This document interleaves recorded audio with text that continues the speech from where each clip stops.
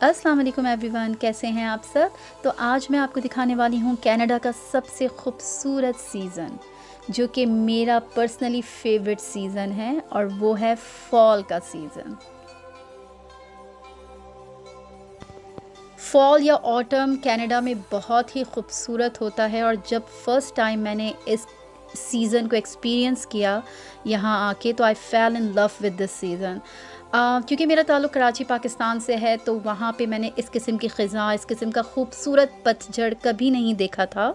I am sure कि पाकिस्तान के northern areas भी इसी किस्म की खूबसूरती का, बल्कि इससे भी बढ़ के खूबसूरती का मुज़ाहरा करते होंगे ख़िज़ा के मौसम में, बल्कि हर मौसम में, क्योंकि पाकिस्तान को भी अल्लाह ताला ने हर किस्म की खूबसूरती से नवाजा है।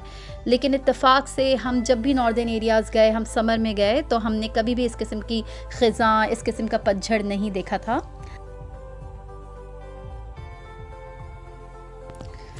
तो हम जा रहे हैं अपना वीकेंड स्पेंड करने कॉटेज पे। हमने एक कॉटेज बुक कराया है जो हमारी रेजिडेंस से तकरीबन 3 to 4 आवर्स की ड्राइव पे था।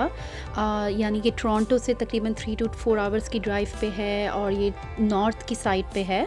और जिस जगह पे हमने कॉटेज बुक कराया था वो पेरी साउंड का एरिया था, और उस जगह का नाम था लॉस्ट चैनल ओंटारियो। और वो अपनी जगह, मतलब वो जो जगह थी वो अपने नाम की तरह से वाकई ही में लॉस्ट चैनल थी, क्योंकि जैसे ही हम वहाँ पहुँचे हम पूरी दुनिया से डिस्कनेक्ट हो चुके थे। हमारा जीपीएस, हमारा डाटा, हमारी फ़ोन लाइन कुछ भी नहीं चल रहा था, और हमारा सारा किस्म का, हर किस्म का नेटवर्क कनेक्शन जो है वो लॉस्ट हो चुका था। और फाइनली हम पहुंच गए हैं अपने कॉटेज। इसी रास्ते से हम एंटर हुए हैं इस फॉरेस्ट में, और वो रहा हमारा कॉटेज जहां हम रुकेंगे 2 नाइट्स 3 डेज़। मैं बिल्कुल एंट्रेंस की, बिल्कुल शुरू के एरिया की वीडियो नहीं बना सकी, क्योंकि जैसे ही हम एंटर हुए हमारा जीपीएस जो है वो लॉस्ट हो गया, और जिसकी वजह से हम रास्ता भूल गए थे, तो हम थोड़ा पैनिक हो गए। But finally we arrived here. हमारे साथ और भी फैमिलीज़ थी। तो ये सारा फॉरेस्ट का एरिया है, और अकॉर्डिंग टू सम इंफॉर्मेशन यहाँ पे टोटल 100 कॉटेजेस हैं, जिनके रेजिडेंट्स के नाम, एड्रेस और सारी डिटेल्स गवर्नमेंट ऑफ ओंटारियो में रजिस्टर्ड है। तो ये चारों तरफ फॉरेस्ट है, और दूर आपको एक लेक भी नज़र आ रही होगी। हम वहाँ पे भी जाएंगे इंशाल्लाह बाद में। तो इस फॉरेस्ट में हम रुकने वाले हैं 2 नाइट्स 3 डे। और ये है हमारा कॉटेज, और ये है हमारे कॉटेज का आउटडोर व्यू। हमारा कॉटेज काफ़ी विंटेज लुक दे रहा था। जिस बंदे से हमने ये कॉटेज लिया है उसने ख़ुद अपने हाथों से इसको बिल्ड किया है। इस कॉटेज में थे तकरीबन 4 बेडरूम्स, और हर बेडरूम में बेड अवेलेबल थे, enough bed to accommodate around 15 to 20 peoples.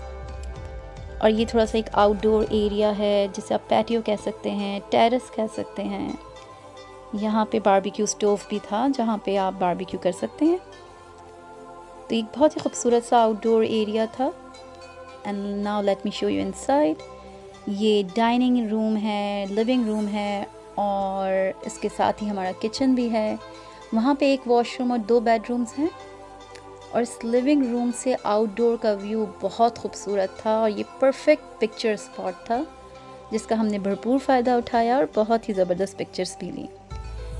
यहाँ पे 2 और बेडरूम्स थे और एक और वॉशरूम था।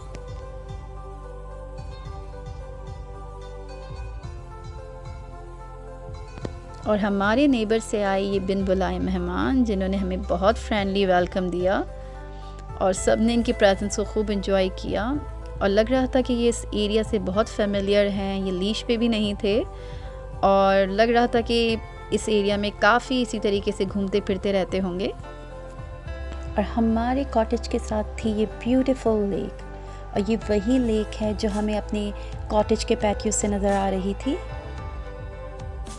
तो इस कॉटेज के साथ हमें मिली थी बोट्स, जिसमें शामिल थी पैडल बोट, कनू और मोटर बोट भी। तो यहाँ पे यही एक्टिविटीज़ थी कि आप यहाँ पे फ़िशिंग करें, बोट राइडिंग एंजॉय करें, और अपना क्वालिटी टाइम स्पेंड करें in the middle of the forest and beside this beautiful lake.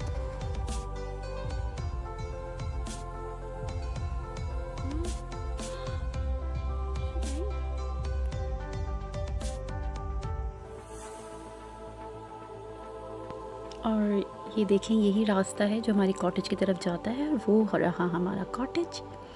और कॉटेज के बिल्कुल साथ है ये ब्यूटीफुल लेक।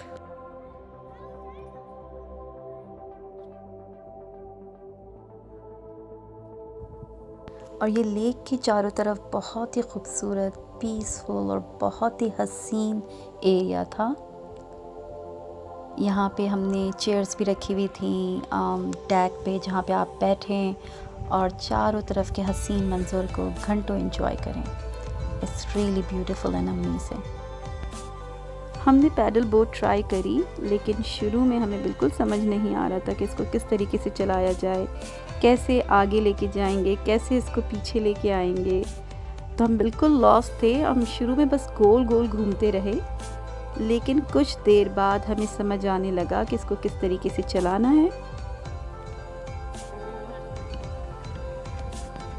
और फिर हम काफ़ी दूर तक गए अपनी पैडल बोट में। चूँकि ये एक मैनुअल बोट है और इसमें सारा काम पैडलिंग का है, किसी भी किस्म का इंजन या मोटर नहीं है इसमें, तो इससे आपकी काफ़ी अच्छी लेग की एक्सरसाइज हो जाती है। हम आगे बढ़ते जा रहे थे और हमें डर लग रहा था कि हम वापस कैसे आएं। हमें चलाना तो आ गया था, but this lake is really deep, तो हमें दूसरे खौफ भी थे कि खुदा न खास्ता हम डूब ना जाएं, लेकिन हम सही सलामत वापस आ गए। हमने मोटर बोट भी ट्राई करी, और मोटर बोट में हम काफ़ी दूर तक गए। वो देखिए, एक आइलैंड भी नज़र आ रहा है जो कि बहुत ही खूबसूरत था। और हमने एक्सपीरियंस किया ये ब्यूटीफुल सनसेट, जो इस बात का इशारा कर रहा था कि हमारा फ़र्स्ट डे ऑलमोस्ट ख़त्म हो चुका है और रात होने वाली है।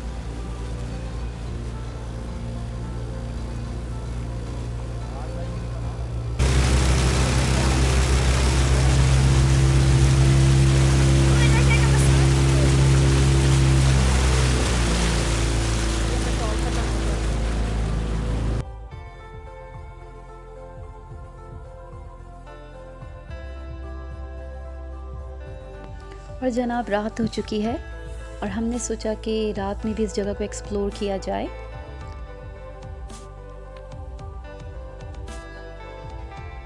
और वो रहा हमारा कॉटेज। और चूँकि ये चारों तरफ फॉरेस्ट का एरिया है, तो यहाँ पे कोई प्रॉपर आउटडोर लाइटिंग नहीं थी। बस हमारे कॉटेज में जो लाइटिंग थी इंडोर, वही लाइटिंग थी, और आसपास के कॉटेजेस में लाइटिंग थी। लेकिन आसपास के लोग, कुछ कॉटेजेस में लोग अवेलेबल नहीं थे, और जो लोग अवेलेबल थे वो यकीनन जल्दी सो चुके थे। चूँकि हम यहाँ पे पिकनिक पर्पस से आए थे, तो नेचुरली हमें रात में तो यहाँ सोना नहीं था। हमें आउटडोर नाइट टाइम भी एक्सपीरियंस करना था, जिसके लिए हम फुली प्रिपेयर्ड आए थे। और सबसे अच्छी बात ये थी कि वहाँ पे बग्स नहीं थे। आई डोंट नो वाई, लेकिन वहाँ पे किसी किस्म के वाइल्ड एनिमल की कोई आवाज़ नहीं आ रही थी, कोई बग्स नहीं थे। तो हम फुली प्रिपेयर्ड आए थे कि हम अपना आउटडोर नाइट टाइम कैसे स्पेंड कर सकें। कैंपिंग चेयर लाए थे, हमने ये बॉनफायर भी सेटअप किया था, ताकि हम फुली एंजॉय कर सकें अपना नाइट टाइम आउटडोर। तो अब हम जा रहे हैं लेक की तरफ। हमने सोचा ज़रा रात में भी देखा जाए कि लेक कैसा, मतलब उसका मंज़र है। अंधेरा बहुत था, बहुत घुप अंधेरा था, और हम अपनी हेडलाइट या अपनी टॉर्च लाइट की रोशनी में आगे बढ़ते जा रहे थे। सुबह के वक्त ये मंज़र जितना हसीन, खूबसूरत और दिलफरेब था, रात में उतना ही हैबतनाक था। But it was really amazing.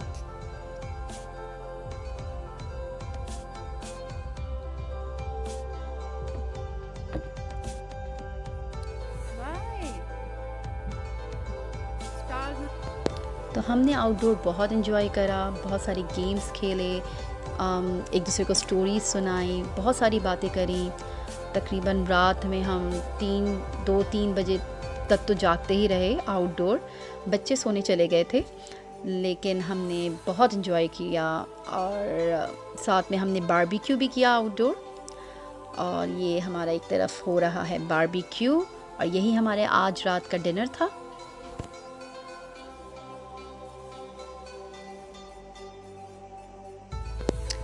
और आहिस्ता आहिस्ता ये रात यूं ही बीतती गई और हमें वक्त का बिल्कुल पता नहीं चला। Good morning. तो जनाब सुबह हो चुकी है और ये है हमारे रूम से आउटडोर ब्यूटीफुल मॉर्निंग व्यू। ये हमारा रूम था जहाँ पे हमारी फैमिली आराम से अकोमोडेट हो गई थी जी। तो ये था हमारा रूम और कुछ लोग सो रहे हैं, कुछ लोग उठने की तैयारी में हैं और ये हमारा लिविंग रूम भी इस वक्त ऑक्यूपाइड है और काफ़ी लोग उठ चुके हैं, काफ़ी लोग अभी तक बेड में हैं। और ये देखें हमारे लिविंग रूम से outdoor beautiful morning view. It was really pleasant. Let me show you outside. तो ये सुबह का आउटडोर हमारा आज का प्रोग्राम यही था कि हम आउटडोर वॉक करें और फॉल कलर्स देखें, आउटडोर एरिया को ज़्यादा से ज़्यादा एक्सप्लोर कर सकें।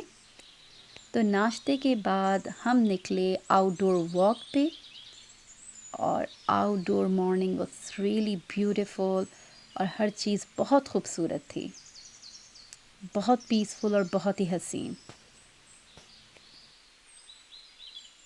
ये चारों तरफ बहुत ही हसीन, पुरसुकून और ख़ूबसूरत मंज़र है और हवा के साथ ये शोर मचाते पत्ते इस खूबसूरती में चार चांद लगा रहे हैं।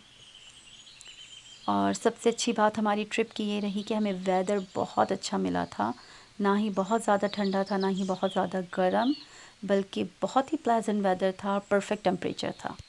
और अब हम चले अपनी वॉक पे और हमने सोचा कि ज़रा डे टाइम इस जगह को मज़ीद अच्छे तरीके से एक्सप्लोर किया जाए।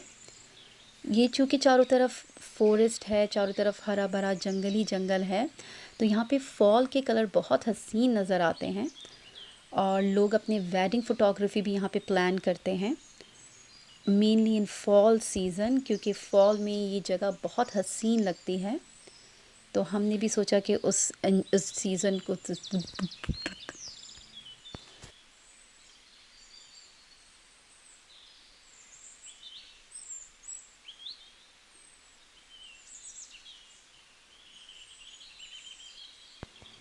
चारों तरफ ये रंगीन हसीन पौधे इतने खूबसूरत लग रहे थे, मतलब हर किस्म के कलर थे इसमें, ऑरेंज, रेड, येलो, बहुत ही हसीन और ब्राइट कलर्स।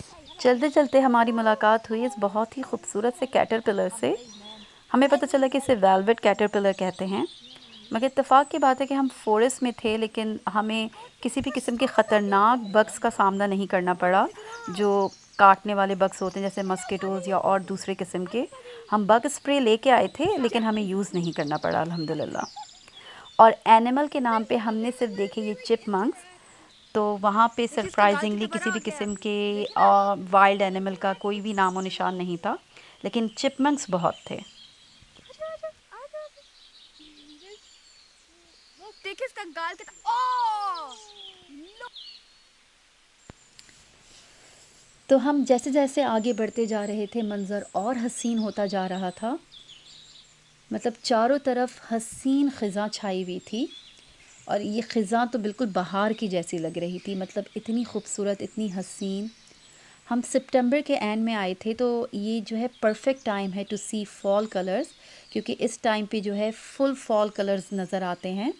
क्योंकि जैसे जैसे अक्टूबर आता जाता है तो पत्ते जो है दरख्तों से झड़ चुके होते हैं और तो इस तरीके से जो फॉल अभी नज़र आ रहा है वो अक्टूबर में बिल्कुल भी नज़र नहीं आता। तो इस टाइम पे बिल्कुल पीक पे होता है फॉल और बहुत ही खूबसूरत कलर नज़र आते हैं। और ये देखें चारों तरफ इतना हसीन मंज़र है और ये परफेक्ट एरिया है कि आप यहाँ आके फ़ोटोग्राफी करें, नेचर को एक्सप्लोर करें, फॉल कलर एंजॉय करें, बस यहाँ पे चलते जाएं और आस-पास के मंज़र में खो जाएं। हमने बहुत अच्छा और क्वालिटी टाइम स्पेंड किया और हमारा ट्रिप ऑलमोस्ट ओवर हो चुका है और बस एक रात और बाकी है। तो हमने आउटडोर एरिया को बहुत अच्छी तरीके से एक्सप्लोर किया, ब्यूटीफुल फॉल कलर्स देखे, साथ में बहुत ही अमेजिंग पिक्चर्स ली। अब मैं आपसे मिलूँगी नेक्स्ट टाइम एक और अमेजिंग वीडियो के साथ, चलते चलते मेरी एक हसीन नज़म इस खूबसूरत ख़िज़ा के नाम। उम्मीद करती हूँ आपको ज़रूर पसंद आएगी। आप इंजॉय करें। अल्लाह हाफ़िज़।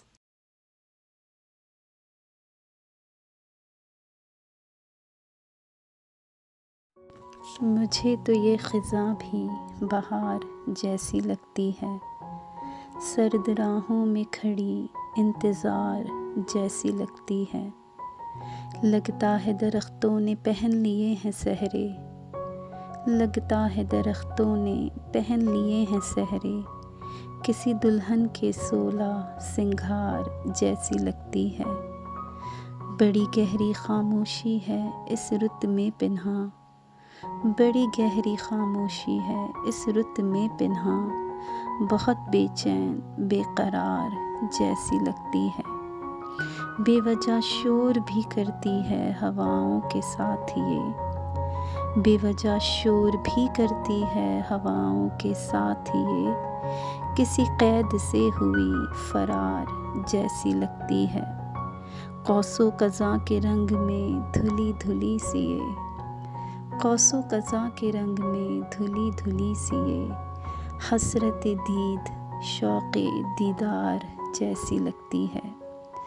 पत्तों की जुदाई से ना आशना सी ये, पत्तों की जुदाई से ना आशना सी ये, किसी हर जाई के कौलो करार जैसी लगती है।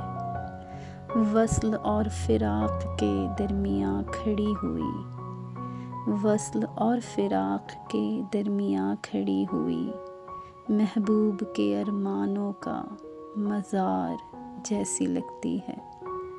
मुझे तो ये ख़िज़ा भी बहार जैसी लगती है, सर्द राहों में खड़ी इंतज़ार जैसी लगती है।